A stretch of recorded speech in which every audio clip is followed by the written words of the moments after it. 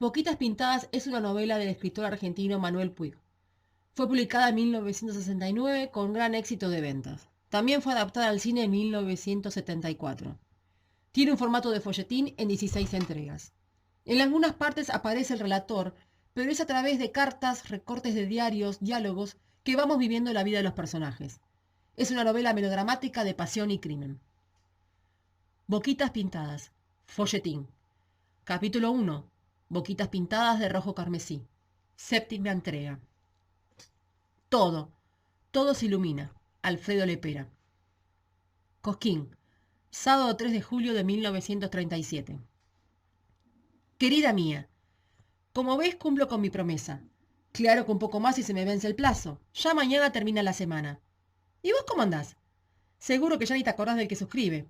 ¿Viste tanto que parecía que ibas a necesitar una sábana para secarte las lágrimas y los mosquitos de la despedida? Y esta noche, si me descuido, ya te me vas a la milonga. Al final tanto no lloraste, apenas unas lagrimitas de cocodrilo, que a una mujer al fin y al cabo mucho no le cuesta. Ricura, ¿qué estás haciendo a esta hora hoy sábado? Me gustaría saber. ¿Estás durmiendo la siesta? ¿Bien tapadita? ¿Quién fuera almohada para estar más cerca? Bolsa de agua caliente no me gustaría hacer porque por ahí me resultás pata sucia y sueno. Sí, mejor no andar buscando cosas raras. Mejor ser almohada. Y por ahí me consultás y quién sabe de qué me entero. Una gitana vieja me dijo que desconfiara de las rubias. ¿Qué le vas a consultar a la almohada? Si le preguntás quién te quiere, te va a contestar que yo. ¿Cómo macanean las almohadas? Bueno, piba, te dejo un rato porque están sonando la campana para ir a tomar el té.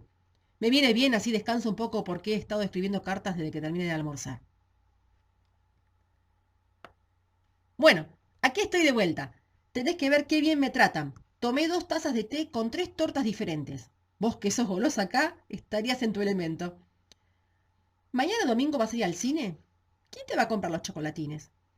Rubia, ahora cumplo lo prometido de contarte cómo es el lugar. Mira, te lo regalo si lo querés. Todo muy lindo, pero me aburro como perro. El hospital es todo blanco con techo de tejas coloradas, como casi todas las casas de Cosquín. El pueblo es chico, y a la noche si alguno de estos flacos tose se oye a 2 kilómetros del silencio que hay. También hay un río que viene de las aguadas de la sierra. Tenés que ver el otro día cuando alquilé un sulky y me fui hasta la falda, y ahí el agua es fría, y está todo arbolado. Pero cuando llega Coquín se calienta, porque acá es todo seco y no crece nada, ni yuyos ni plantas que ataje el sol. Este parrafeo lo he puesto igual en todas las cartas, porque si no se me va a calambrar el cerebro de tanto pensar. ¿Y qué más?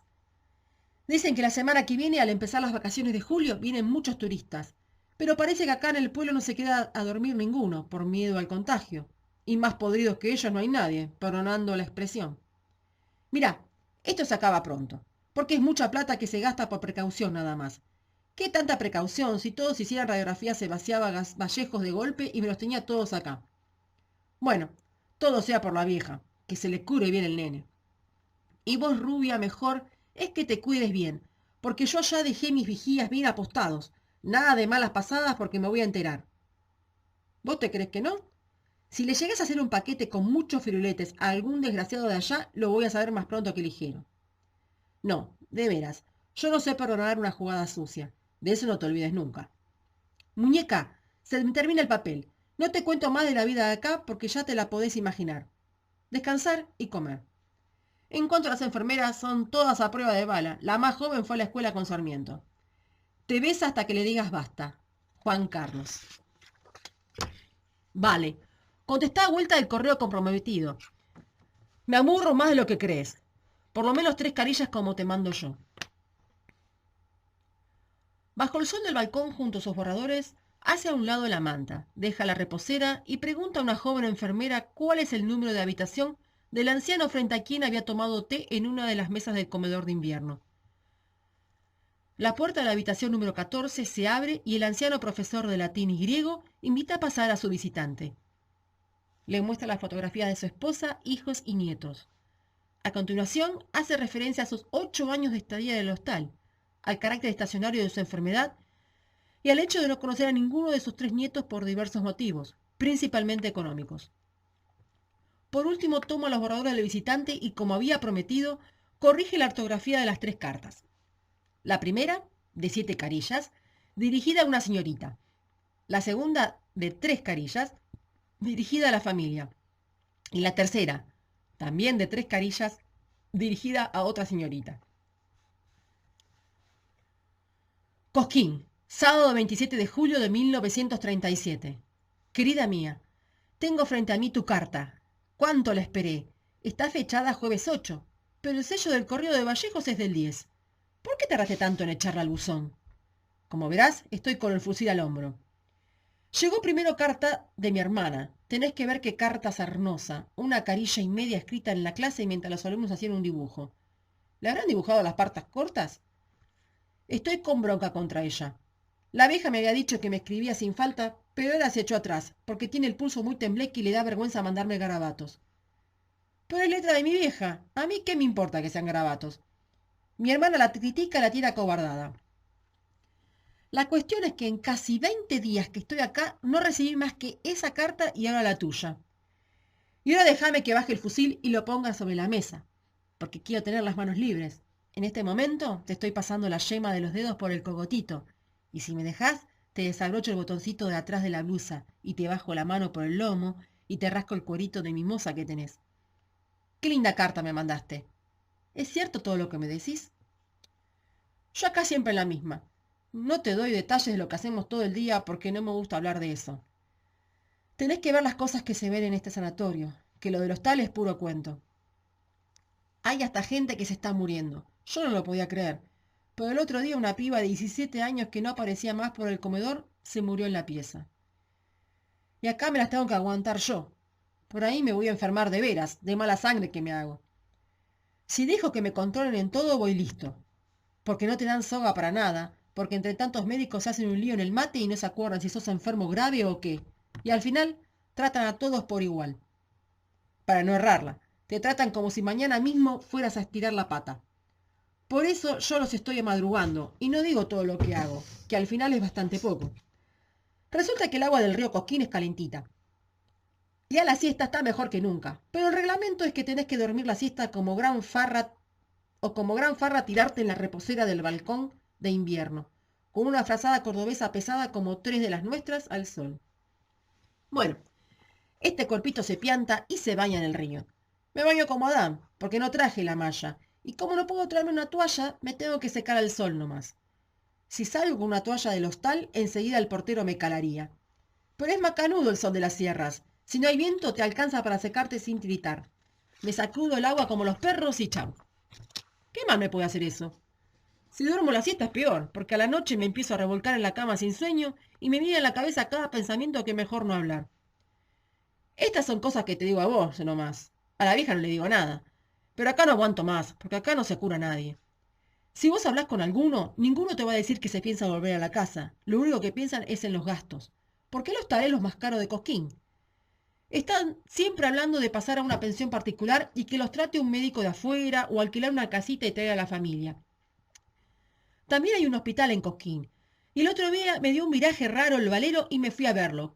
¿Qué sé yo? Las cosas de apuro aburrido que uno hace acá, mi vida. Me gusta de corazón decirte mi vida. ¿Qué sé yo? Y cuando te vuelva a ver, me vas a hacer olvidar todo lo que vi, porque vos sos otra cosa, tan distinta. Te voy a contar del hospital para pobres.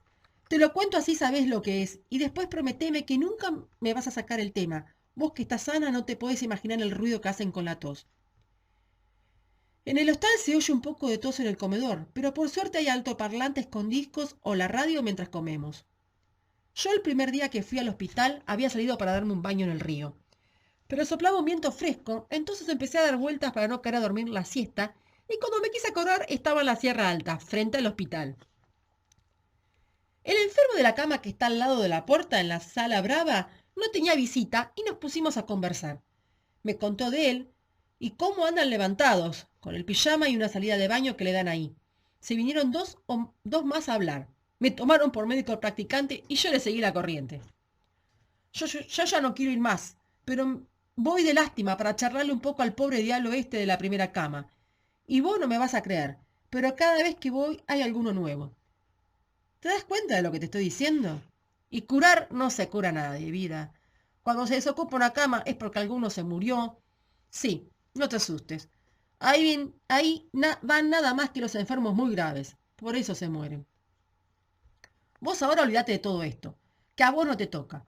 Vos sos sana, no te entran ni las balas. Dura sos como el diamantito que tiene en la ferretería para cortar los vidrios.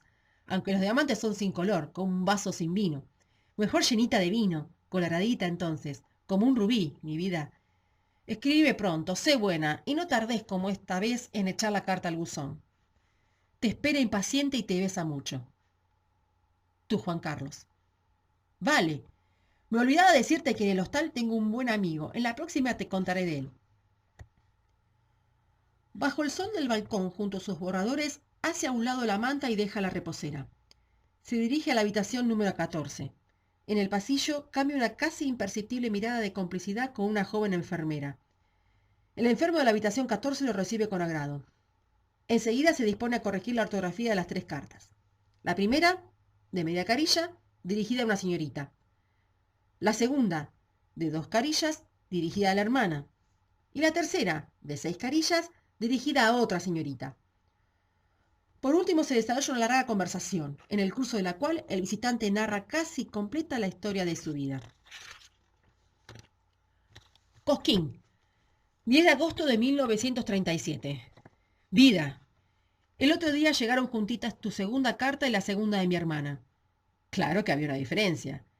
Y así fue que a tu carta la leí como 80 veces, y la de mi hermana 2 veces y chau. Si te he visto no me acuerdo. Uno se da cuenta cuando le escriben de compromiso. Pero vida, por lo menos que te escriban. No me vas a creer si te digo que estas 4 cartas son las únicas que he recibido desde que estoy acá. ¿Qué le pasa a la gente? ¿Tiene miedo de contagiarse por correo?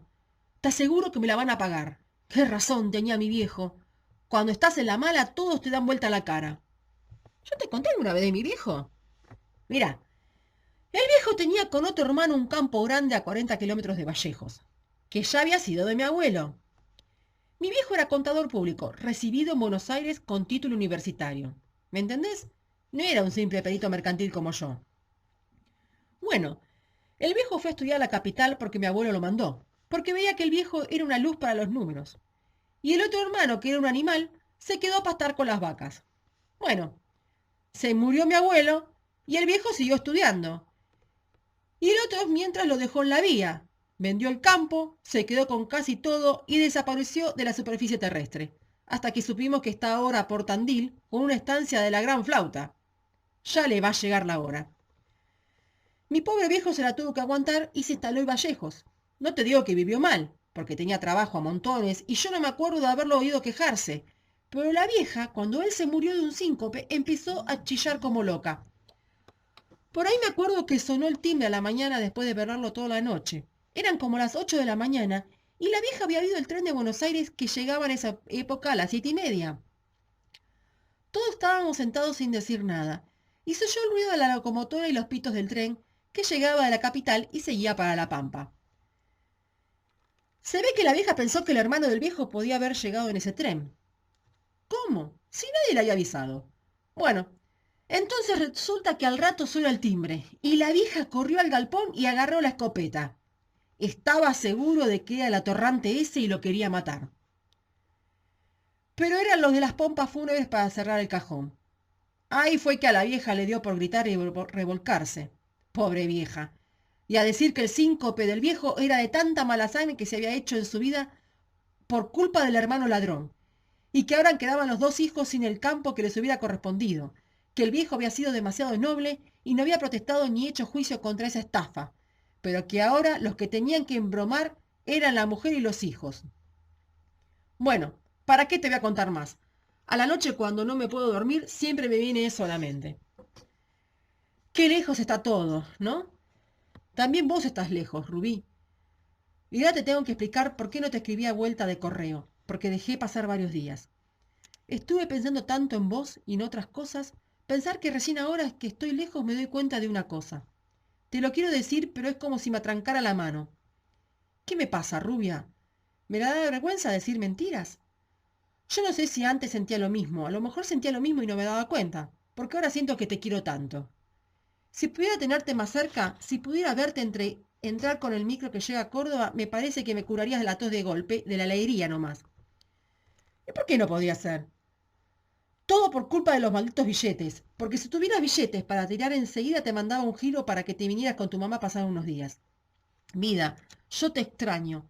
Antes de recibir tus cartas andaba raro, con miedo de enfermarme de veras. Pero ahora cada vez que leo tus cartas me vuelve la confianza. Qué felices vamos a ser, Rubí.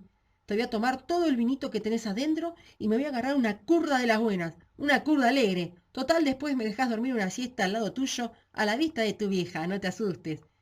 Ella que nos vigile nomás. ¿Y el viejo nadie le pisa los almácigos ahora que no estoy yo? Bueno, mi amor, escribe pronto una de esas cartas lindas tuyas.